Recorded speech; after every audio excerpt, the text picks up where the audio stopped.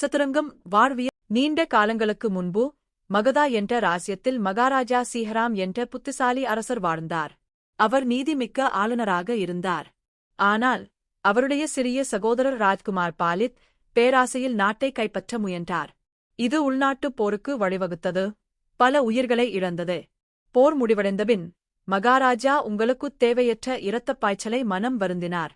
அதை பார்த்து சிஸ்ஸா இன் டஹிர் என்ற ஒரு இளம் கணிதனர் அவரை அணுகி தீர்வு ஒன்றை முன்மொழிந்தார்.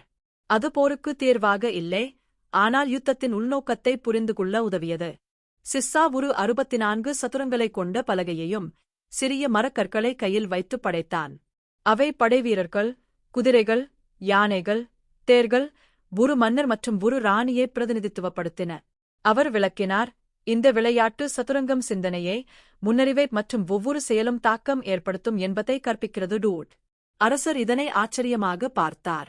விளையாட்டின் ஆழத்தையும் அதன் பாடங்களையும் அவர் உணர்ந்தார்.